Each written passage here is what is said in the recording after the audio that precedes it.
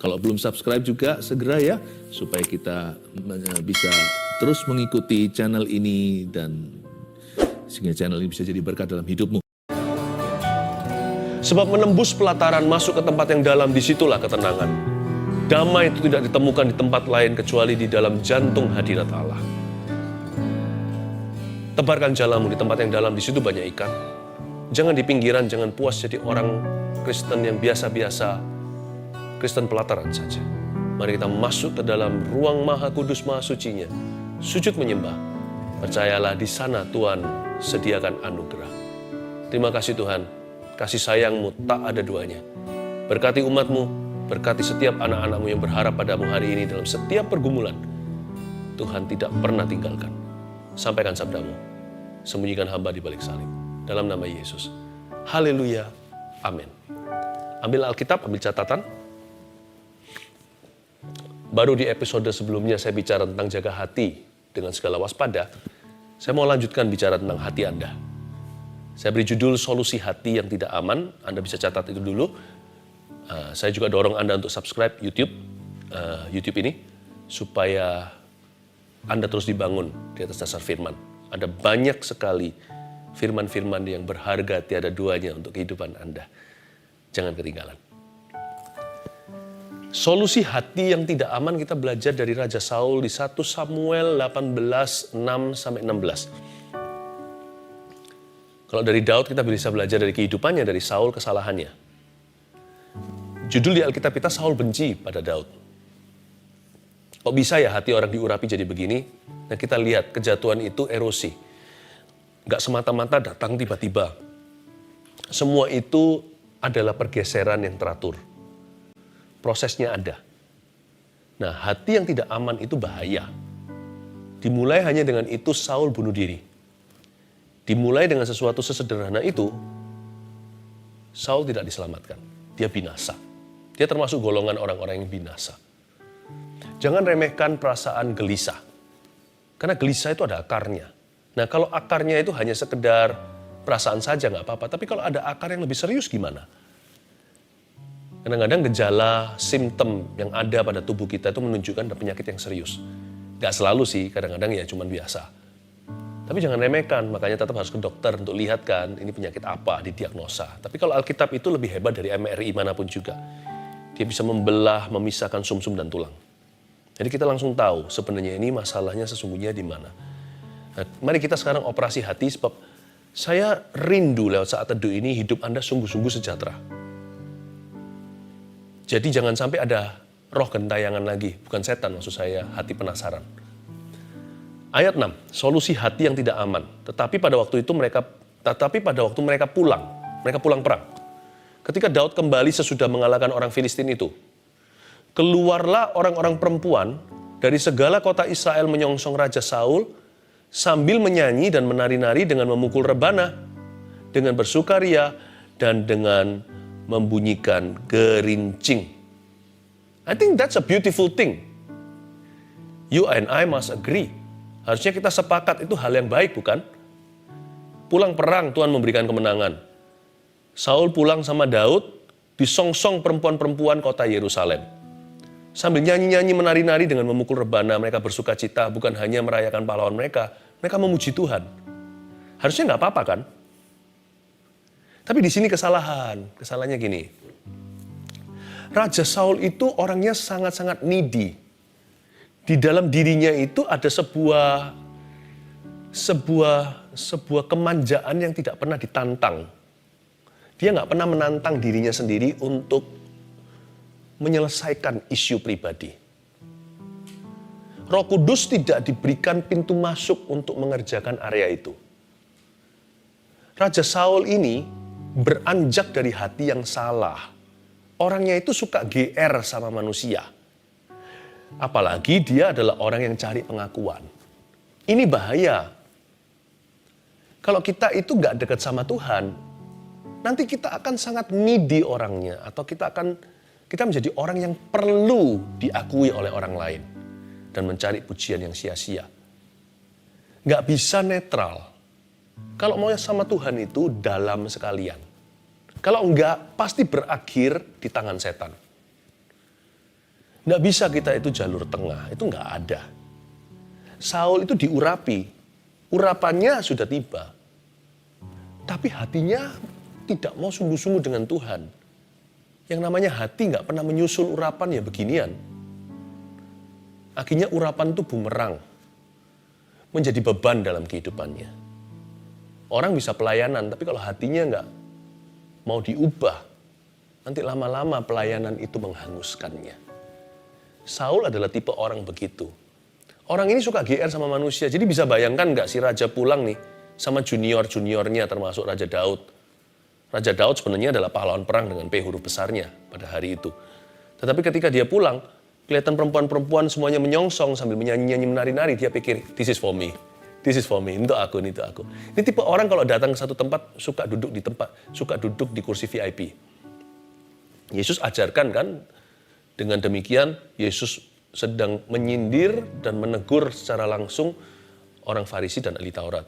Jangan suka jalan di pasar-pasar atau marketplace, itu bukan pasar basah, jualan ikan. Tapi kalau di kerumunan orang ramai, lagi di dalam lampu sorotan, janganlah kita itu berlagak seperti apa. Tuhan Yesus ajarkan, jangan suka dapat pengakuan manusia. Kalau duduk di satu tempat, cari aja tempat-tempat yang biasa. Nanti kalau ada orang merasa Anda luar biasa kan dipanggil, sini, jangan duduk di situ, Anda itu harus di VIP. Daripada duduk di VIP dulu, diusir kemudian sama asyirnya. Jangan ya, ini reservasi, di sini Anda di belakang, kan malu-maluin, kan kita dipermalukan.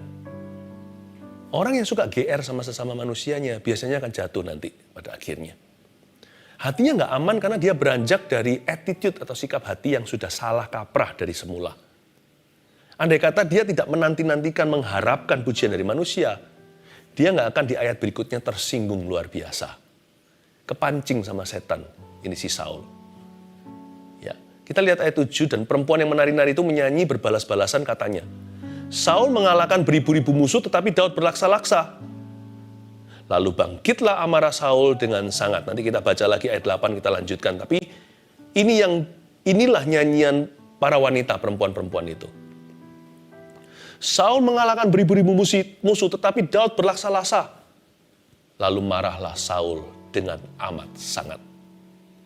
Mestinya ya, di kalimat pertama dia harus berhenti.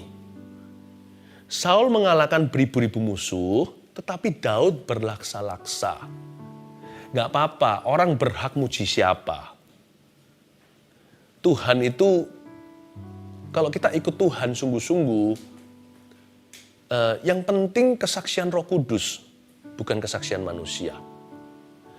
Dan Saul sangat sensitif, apalagi itu keluar dari wanita. Dia dikalahkan oleh juniornya di mata perempuan. Laki-laki biasanya sama laki-laki kalau keluar sih nggak ngerasa gimana. Tapi kalau ada wanita di tengah-tengah mereka, semua mereka lebih jaga tutur kata. Perempuan bisa membawa Hawa, makanya Adam dan Hawa, si perempuan namanya Hawa. Perempuan itu betul-betul seolah-olah secara figuratif. Mereka itu bisa membawa Hawa di tengah laki-laki.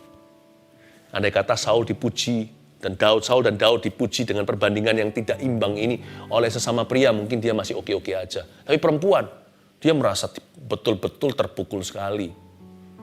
Karena kalau dia di hadapan wanita kan dia harus ganteng, harus gagah. Dia harus jadi alpha male. Kalau singa itu di kandang dia satu-satunya singa jantan. Dengan brewoknya yang di sebelah sini yang lainnya semuanya adalah singa-singa betina. Saul merasa dia dipermalukan secara publik atau secara umum.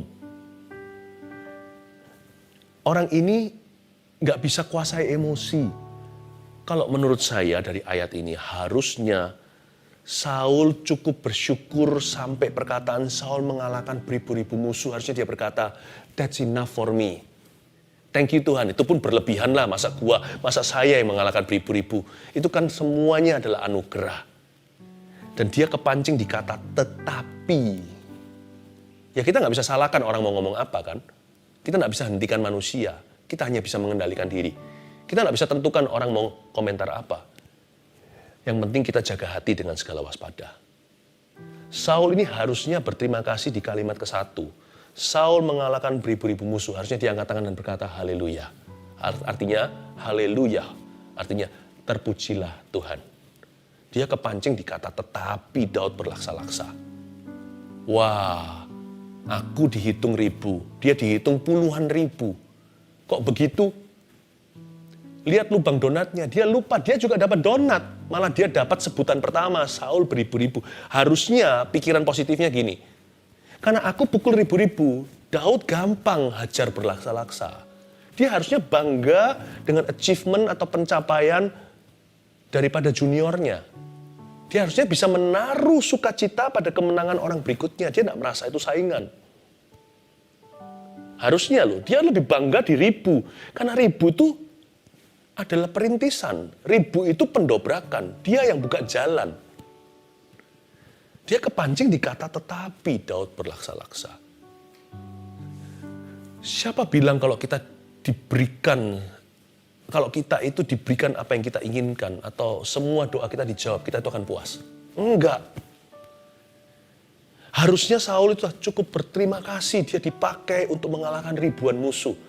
Ada hamba 1 talenta, ada hamba 2 talenta, ada hamba 5 talenta. Saya bangga dengan 2 talenta, yang satu memang kan nggak keruan, dia sembunyikan talenta di bawah tanah. Yang hamba 2 talenta itu saya bangga, yang 5 talenta juga saya belajar sesuatu, orang itu mengelola, jadi talentanya bertambah. Tapi yang 2 itu loh, kok nggak iri ya? Sama yang 5 nggak sombong sama yang 1.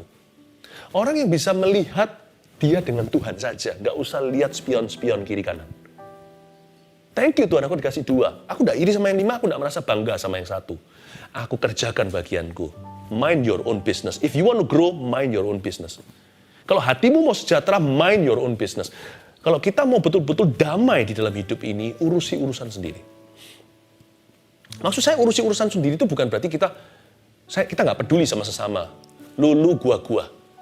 Lu urusan lu, saya urusi urusan saya. Enggak begitu. Kalau itu kita harus saling melayani, saling mengangkat beban satu dengan yang lainnya. Urusi dirimu sendiri artinya urusi hatimu. Jangan lengket hati itu, jangan needy, jangan clingy. Saul mengalahkan beribu-ribu musuh, harusnya dia 2 talenta. Not bad bukan? Lumayan itu understatement. Lumayan itu perkataan yang terlalu merendahkan. Luar biasa loh itu, bunuh ribu. Itu nggak main-main. Nggak ada Saul, nggak ada Daud. I hope orang tua tidak merasa saingan dengan anak-anaknya. Dan juga jangan bodoh-bodohkan anaknya, ya. Ada orang tua yang begitu, Roh Kudus barusan beritahu. Kamu, papa, orang muda zaman ini, orang papa zaman dulu. Ya lain lah, Pak. Lain lah. Ya, papa juga nggak menghadapi musuh-musuh anak muda sekarang. Beda. Anak muda sekarang bisa percaya. Anak-anak muda sekarang itu luar biasa. Saya ngomong gini bukan berarti yang anak muda besar kepala. Tapi anak muda bisa percaya sekarang itu apapun juga ada 1001 opini. Kita sekali internet, Google, segala macam pandangan. Zaman dulu, apa yang diturunkan ya itu. Jadi jangan pernah berkata gitu terhadap anaknya. Tetapi juga kalau lihat anak kita, jangan dijatuhkan. Tapi kalau anak kita juga diangkat oleh Tuhan, mari kita bangga. Jangan memuji diri sendiri, biarkan orang lain memujimu. Tidak ada papa, tidak ada aku. Biar orang yang ngomong sendiri padamu. Urusi sendiri. Saul itu hatinya nggak aman. Solusinya di mana nanti kita akan temukan ya. Ayat berikutnya, ayat 8. Lalu bangkitlah amarah Saul dengan sangat. Dan perkataan itu menyebalkan hatinya. Saya mikir, kenapa? Sebab pikirnya, kepada Daud diperhitungkan mereka berlaksa-laksa, tetapi kepada aku diperhitungkannya beribu-ribu. Ini memang betul-betul di dalam hatinya ada roh yatim piatu. Mendingan jadi yatim piatu beneran, tapi hatinya itu hati anak. Anak bapak. Lihat itu, kepada aku dihitung berlaksa-laksa. Kepadanya dihitung beribu-ribu. Akhir-akhirnya, jabatan raja itu pun jatuh kepadanya. Wah, di titik ini dia buka lubang besar kepada roh jahat. Tapi belum sampai kesurupan. Mari kita pelajari sesuatu. Tanda awal kalau hati kita sudah menjauh dari Roh Kudus itu apa? Hatinya mudah tersinggungan. Coba kita bercermin sekarang. Kalau kita mulai gampang tersinggung atau tersinggungan, itu bisa jadi urusan kita bukan sama manusia loh, meskipun manusia yang menyinggung kita. Tapi kalau kita tersinggungan, itu pratanda bahwa sebenarnya yang terjadi adalah itu sebenarnya adalah sebuah tanda bahwa hubungan kita dengan Tuhan sudah mulai jauh. Bagaimana kita tahu kalau terjadi kemunduran rohani? Harus ada tanda, bukan? Lewat cerita ini, tanamkan. Supaya kita bisa ingat sendiri. Ada orang berkata kalau asam uratnya sedang kambuh, kakinya bengkak. Ada orang yang berkata kalau kolesterolan, aduh sini semuanya pegel di belakang ini, pundaknya kayak tebal. Nah, dari mana kita tahu kita mulai mengalami kemunduran? Kemunduran secara roh. Yaitu kalau hati kita mulai tersinggungan. Itu tanda awal seseorang menjauhi Roh Kudus. Di saat itu harusnya Saul sudah peka. Tapi sayang sekali Saul sudah putus hubungan dengan Samuel, mentornya. Orang ini sudah nggak bisa diajak bicara. Nah, ayat yang ke-9, sejak hari itu maka Saul selalu mendengki Daud. Garis bawahi kata mendengki. Setelah hatinya mudah tersinggungan, lama-lama orangnya jadi orang yang kepahitan. Kata dengki itu bukan berarti mengingat kesalahan orang lain. Itu memori. Saya juga masih ingat kesalahan orang lain kok. Cuman gak masuk hati. Karena Roh Kudus jaga. Saya menjaganya dengan Roh Kudus. Dalam segala waspada, saya lakukan bagian saya yang kecil, Roh Kudus lakukan bagian yang terbesar. Dengki itu bukan berarti mengingat kesalahan orang lain, tapi merasakan kesalahan orang lain, apalagi orang gak bersalah. Dia benci. Di sini, di titik ini, mulai masuk roh jahat satu kaki. Setan mulai merasuk hatinya. Dimulai hati tersinggungan, lama-lama jadi bawaan. Terus menerus, diterusin. Tiba-tiba dia berubah menjadi orang yang sangat bitter, pahit. Dia jadi seorang hater gitu loh. Hater of life, hater of himself. Sebenarnya yang dia benci adalah diri sendiri. Ayat 10, keesokan harinya, nggak perlu babi ibu, nggak perlu bulan depan, nggak perlu 1 tahun lagi. Keesokan hari, roh jahat yang daripada Allah itu berkuasa atas Saul, sehingga ia kerasukan di tengah-tengah rumah. Sedang Daud main kecapi seperti sehari-hari, adapun Saul ada tombak di tangannya. Ayat 10, hati-hati ya. Roh jahat daripada Allah, apakah roh jahat Allah itu kasih kita roh jahat? Bukan, ini maksudnya gampang kok. Ketika seseorang mundur dari Roh Kudus, dia pasti akan kena roh najis. Sudah gitu aja, nggak ada jalur tengah. Jadi roh jahat yang daripada Allah, cara orang Yahudi, cara orang Israel berpikir tentang alam roh di zaman Samuel, Daud, sangat simpel sekali. If you are not with the Holy Spirit, you will be with an unholy spirit. Udah gitu aja. Jadi maksudnya itu roh jahat yang daripada Allah, artinya karena orang ini meninggalkan Allah di dalam hatinya, otomatis yang ngisi vakum atau kekosongan, hampa jiwa adalah roh jahat. Maksudnya in the absence of God is the presence of demons. Roh jahat yang daripada Allah itu artinya karena Allah absen, maka roh jahat yang tiba. Roh jahat yang daripada Allah. In his absence. Nggak perlu tunggu 1 tahun. Berapa hari bahkan. Keesokan hari. Tamu tak diundang si setan mengetuk rumah dan masuk ke hatinya. Dia kerasukan di tengah-tengah rumahnya. Dan ketika roh jahat mulai tiba, dia menghancurkan Saul at the prime of his life. In the prime. Bayangin, di tengah-tengah rumah itu bukan hanya bicara di tengah-tengah istana. Dia dipermalukan betul-betul. Tadi dia hanya paranoid aja, aku dipermalukan secara publik. Sekarang dia dipermalukan beneran. Di tengah-tengah rumah raja itu selalu spotlight. Di situ dia menimbang-nimbang juga urusan-urusan yang dibawa kehadirannya oleh rakyatnya. Dan bukan hanya itu, segala sesuatu yang di tangannya harusnya jadi berkat, dia harus jadinya protektor atau pelindung umat. Malah dipakai untuk pembunuhan. Ayat 11, Saul melemparkan tombak itu. Dilempar, karena pikirnya, baiklah aku menancapkan Daud ke dinding, tetapi Daud mengelakkannya sampai 2 kali. Untung sekali Daud tidak membalas. Dia hanya mengelakkannya sampai 2 kali. Hati-hati, kalau Anda dan saya menghadapi situasi tertentu, cerdik seperti ular itu ada batasnya. Tulus seperti merpati itu adalah remnya. Ada satu poin itu, Tuhan tuntun Daud untuk bisa menyelamatkan diri. Termasuk dengan Raja Filistin, nantinya dengan siapa dan siapa. Dia selalu punya jalan. Tapi Anda harus tahu, ada hal-hal tertentu itu harus stop di sana, tidak boleh berlebihan. Hati yang aman seperti Daud akan tahu batasnya. Dia tahu bahwa dia harus bisa menjaga dirinya. Dalam konteksnya Daud, beneran bukan hanya jaga hati, tapi jaga nyawa. Tapi dia tidak membalas. Saya bangga dengan Daud. Dia tidak angkat tombak atau pedang dan balas sang raja.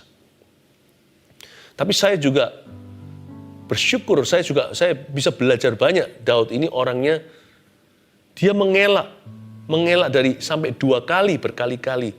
Artinya Daud itu seseorang yang bisa take care of himself ya. I love this man of God. Ayat 12. Ini mulai kacau nih, Saul mulai kacau. Saul menjadi takut kepada Daud. Lucu ya. Harusnya Daud takut sama Saul. Siapa yang pegang tombak? Daud pegang kecapi. Gak tentu orang itu gagah perkasa luarnya. Secara fisik pegang harta, atau posisi bahkan, atau pengaruh. Gak tentu di hatinya gak ada rasa takut. Gak tentu mungkin seseorang gak punya apa-apa, asal dia punya iman pada Tuhan, asal hubungannya dengan Tuhan itu manis dan indah. Biasanya malah justru orang seperti itu pas-pasan mungkin. Mungkin sedang dirudung masalah, tapi hatinya tak kenal rasa takut. Our eyes, mata kita bisa menipu. Ada banyak trik-trik seperti magic. Ternyata orang yang kelihatannya gimana, tapi karena dia jauh dari Tuhan, sebenarnya kalau dibuka, orang itu sedang ketakutan. Tapi seseorang yang seolah-olah hidupnya itu ya begitu. Masalah bertubi-tubi, tetapi hanya dekat Allah saja aku tenang. Daripadanya lah keselamatanku, hanya Dia gunung batuku dan kekuatanku. Aku tidak akan takut dan tidak akan goyah selama-lamanya. Dia gunung batuku. Tetapi karena dia dekat dengan Tuhan, hidupnya itu loh ditata demikian dekat dengan tata Allah. Kalau Anda buka, kalau saya dan Anda bisa lihat apa yang ada di balik tubuhnya, di dalam hatinya, Anda akan lihat seorang yang super damai sejahtera, tidak takut apa-apa maupun hari esok. Saul menjadi takut kepada Daud. Who fears who? Siapa memerintah? Dia raja. Daud itu apa? Tapi Saul kok malah takut sama Daud? Itu gimana? Karena Tuhan menyertai Daud. Itu dia. Sedang daripada Saul ia telah undur. Perkataan sedang daripada Saul ia telah undur menunjukkan jika hidup Saul pada titik ini sudah kacau balau. Kasihan sih sebenarnya. Apa boleh buat, tapi itu pilihannya. Sebab itu, Saul menjauhkan Daud dari dekatnya dan mengangkat dia menjadi kepala pasukan 1000. Kelihatannya bagus ya, diangkat ya. Oh no, not really. Sehingga ia berada di depan dalam segala gerakan tentara. Nah, ayat 13 ini tipuan mata. Tapi di sini kita bisa belajar kalau orang itu hatinya salah, keputusannya semua akan salah. Terutama keputusan besar dalam hidupnya. Saul menjauhkan Daud dari dekatnya, salah, itu wrong military strategy. Daud itu mengokohkan seluruh Israel, bahkan kerajaan Saul juga. Saul menjauhkan Daud dari dekatnya. Kalau Anda punya tentara jagoan gagah perkasa, ahli strategis, yang bisa memenangkan segala perang, mau perang rimba, perang kota, perang hutan, perang gerilya, atau perang terang-terangan, bisa menang semuanya. Kalau saya jadi Saul, saya akan jadikan bodyguard-nya raja. Tapi Saul menjauhkan Daud dari dekatnya. Dan Saul mengangkat dia menjadi kepala pasukan 1000, kelihatannya bagus. Tapi dengan motivasi supaya dia berada di depan dalam segala gerakan tentara, dengan harapan Daud akan lebih mudah mati di dalam medan pertempuran. Hati yang gak aman itu akan membuat setup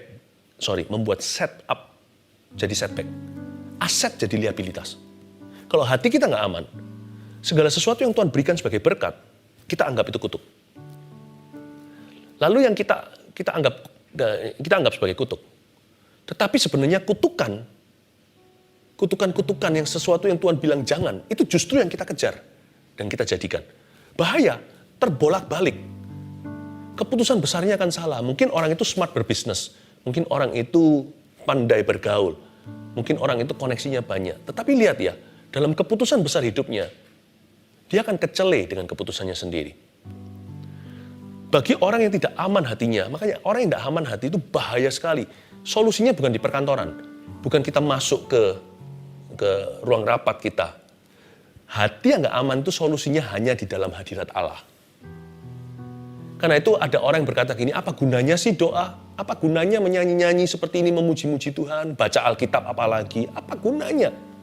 Gunanya di sini, saudaraku. Karena ada hal-hal tertentu yang berkenaan dengan hati, khususnya rasa aman di dalam jiwa. Itu nggak bisa diperoleh lewat rapat direksi atau dengan koneksi siapapun. Itu hanya ada di atas lututmu, kau temukan damai sejahtera. Dan itu nanti yang akan menentukan pilihan-pilihan hidupmu. Hatimu yang akan menyelesaikan masalahmu. For the secure, bagi orang yang aman, setback kayak Daud mau dilempari di Siklak, tapi malah justru menjadi kemenangan, dia bisa putar balikkan keadaan. Bagi orang yang aman dalam Tuhannya, segala sesuatu yang sifatnya sebuah tes atau ujian menjadi testimoni atau kesaksian. Tapi orang-orang yang hatinya tidak aman sama Tuhan, orang seperti itu akan menjadikan semua berkat kutukan. Nggak hanya itu aja, Saul kan mengangkat dia jadi kepala pasukan 1000. Sekilas seolah-olah dia mengangkat Daud. Orang-orang yang tidak aman diri itu susah untuk tulus hati. The insecure, it's very hard, almost impossible for the insecure to be sincere. Bagi orang-orang yang tidak aman dalam Tuhan dan tidak aman hatinya, orang demikian akan susah, hampir mustahil untuk bisa jadi orang yang tulus. Ketulusan itu suatu produk yang dia tidak miliki. Mereka akan kelihatan seolah-olah memberi, padahal di dalam pemberiannya mereka mengambil lebih banyak daripada yang mereka berikan. They seem to give, but what they are really doing is taking away from you. Jadi seolah-olah dia diangkat jadi kepala pasukan, padahal maksud hati Saul adalah untuk membunuh dia. Susah jadi orang yang tulus di hadapan Allah kalau hatinya tidak aman. Saya jadi ingat Mazmur berkata gini, sebenarnya Tuhan itu baik kepada orang-orang yang tulus hati. Susah untuk mengalami kebaikan Allah. Ayat 14, Daud berhasil di segala perjalanannya, sebab Tuhan menyertai dia. Inilah berkat orang-orang yang aman. Dia berhasil dalam segala perjalanan. Tuhan terus sertai. Lucu ya, setiap senjata ditempa lawan Daud gak berhasil. Kok bisa ya?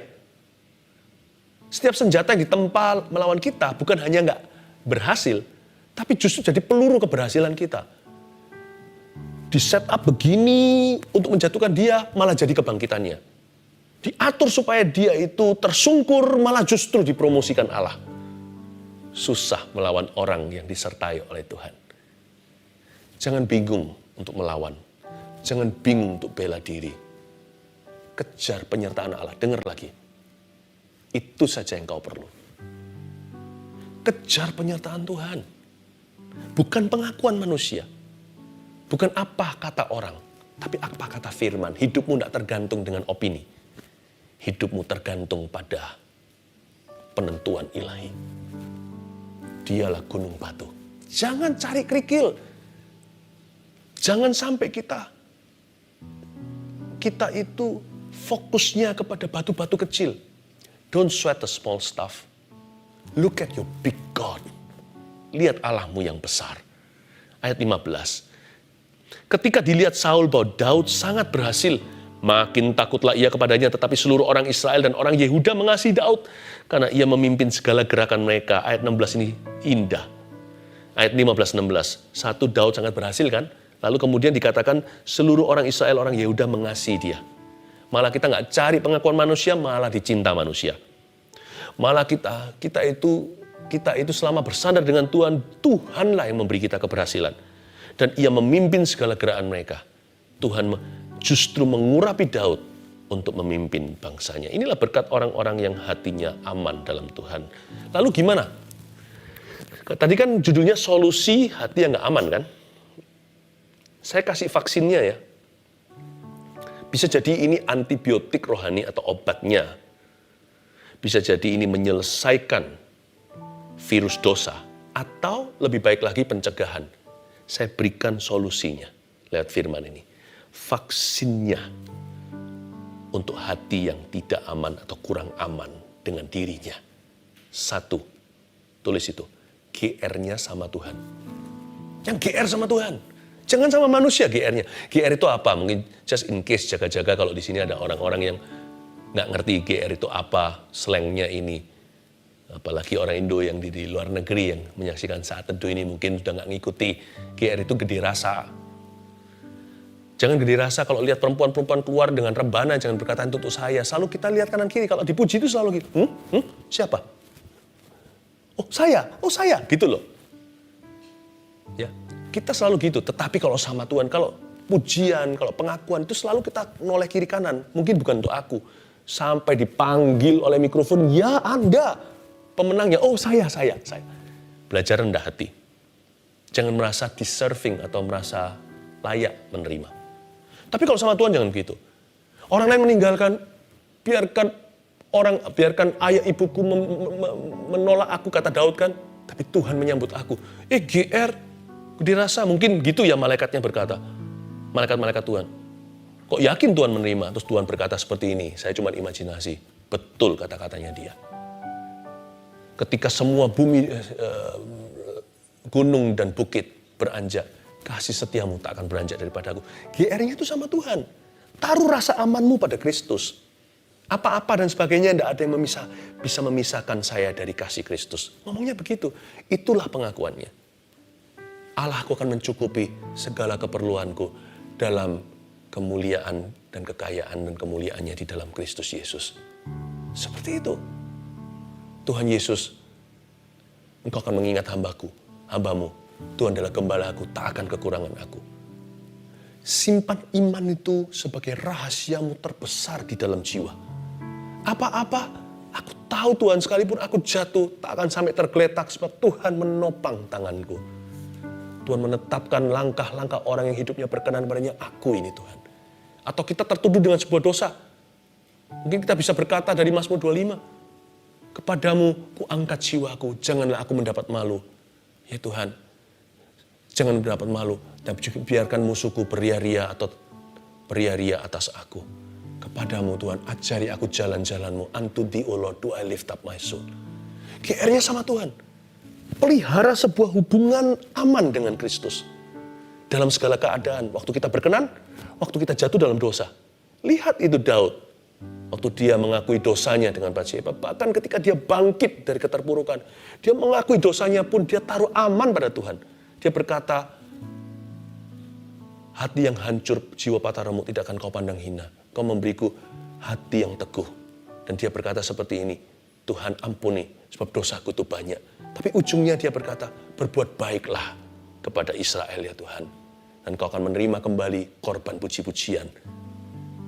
Taruh rasa amanmu, GR-nya itu sama Tuhan. Yang kedua, ini vaksinnya. Usahakan yang terbaik dalam diri orang lain. Mungkin kita waktu itu kurang kesatria hatinya. Mungkin kita kurang legawa, kurang besar. You're not a bigger man. Paksa dirimu untuk besar. Nggak usah musuh siapapun juga. Kalau kita bantu orang, usahakan yang terbaik dalam diri orang itu, sekalipun itu bisa melampaui dirimu.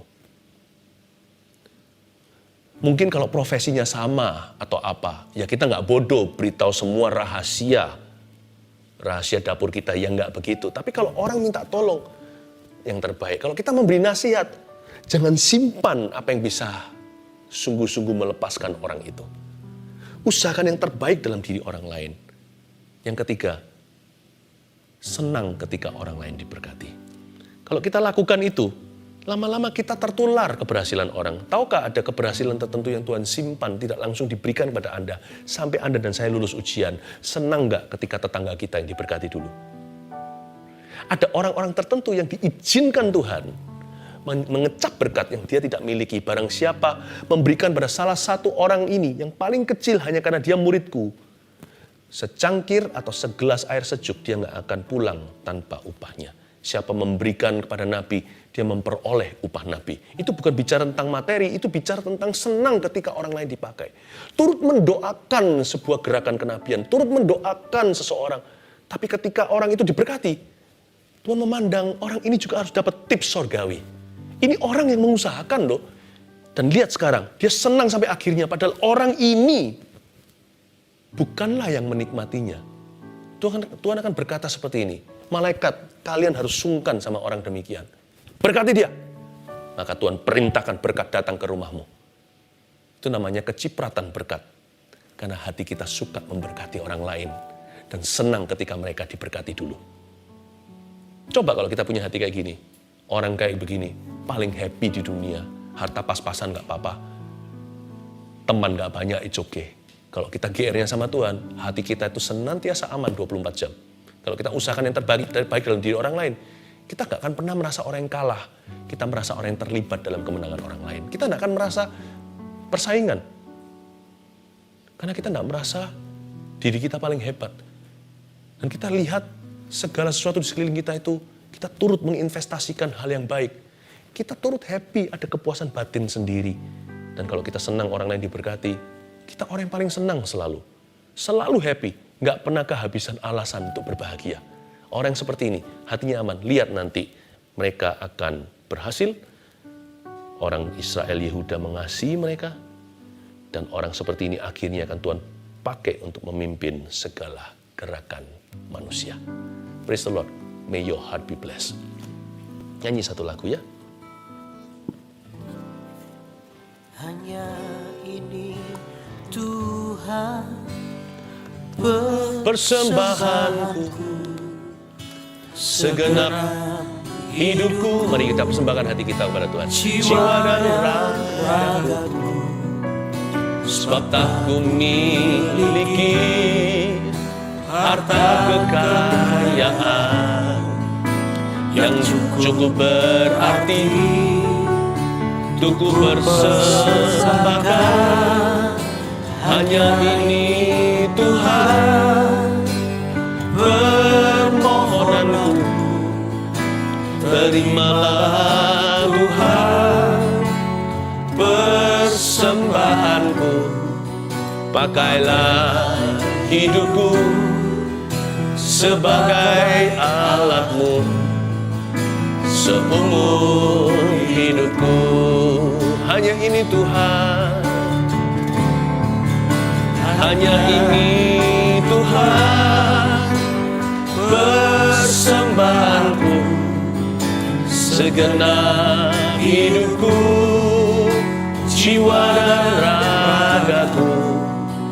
Sebab tak ku miliki harta kekayaan yang cukup berarti untuk ku persembahkan. Hanya ini Tuhan permohonanku, terimalah Tuhan persembahanku. Pakailah hidupku sebagai alatmu seumur hidupku. Pakailah hidupku sebagai alat. Pakailah hidupku sebagai alatmu seumur hidupku. Pakailah hidupku sebagai alatmu Tuhan Yesus. Pakailah hidupku sebagai alatmu seumur hidupku. Angkat tangan kita untuk menerima berkat ini. Terimalah berkat dari Allah Bapamu yang sangat cinta padamu. Aman-amanlah jiwamu. Yesus memeliharamu. Roh Kudus, roh kekuatan itu, your spiritual muscle is in him. Otot rohanimu ada dalam dia. Hatimu mulai hari ini akan berubah. Mulai sejak sekarang saat teduh ini, jiwamu tidak akan lagi goyah maupun merana. Tenanglah saudaraku, Tuhan mengasihimu. Dalam nama Yesus, amin.